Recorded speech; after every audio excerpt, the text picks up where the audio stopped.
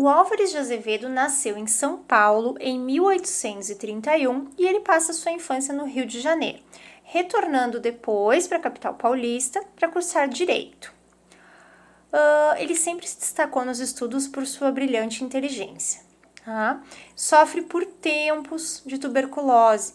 Aqui é interessante uma observação que era uma doença muito comum naquela época e não tinha cura. Então, muita gente acabava morrendo de tuberculose. Ela era contagiosa, muito comum e sem a cura, tá?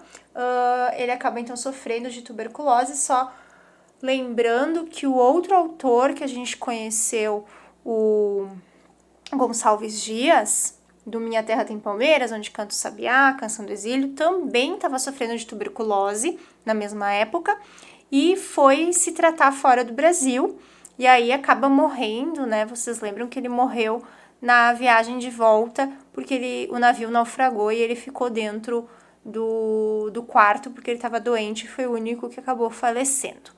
Então era muito comum a tuberculose na época. Só que para o Álvares de Azevedo, ele sofreu de tuberculose muito tempo, então ele tinha aquela ideia que ele ia morrer precocemente. Só que ele acaba morrendo muito precocemente. Ele morre com 21 anos, em 1852. Só que ele não morre de tuberculose.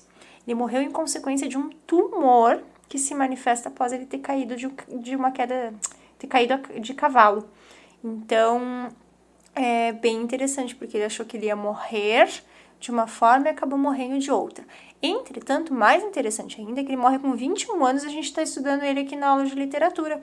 Ou seja, com 21 anos ele já tinha material publicado, já tinha, né, bastante coisa escrita, já era um autor com coisas maravilhosas escrito. Eu não vou dizer que ele era famoso para a época, porque é muito comum autores ficarem famosos só depois que morrem mesmo, né? Desculpa. Bom, o Azevedo, ele é considerado poeta adolescente, porque realmente, né, pensa, se com 21 anos ele morreu e deu tempo de fazer tudo, ele escreveu quando ele era adolescente. Então ele acaba tendo também um gosto pelo macabro, bem o estilo do Mal do Século, que era uma característica da época, tá? Então é bem interessante, assim, a obra dele, porque é bem adolescentezinho mesmo, bem o sofrimento, né, de amor e tal. Principais obras. Então, são 3 livros escritos, tá? Famosos. O chamado Lira dos 20 Anos, que é um livro de poemas, específico, então, poemas, tá? O Noite na Taverna, que é um livro de contos. E Macário, que é uma peça de teatro, certo?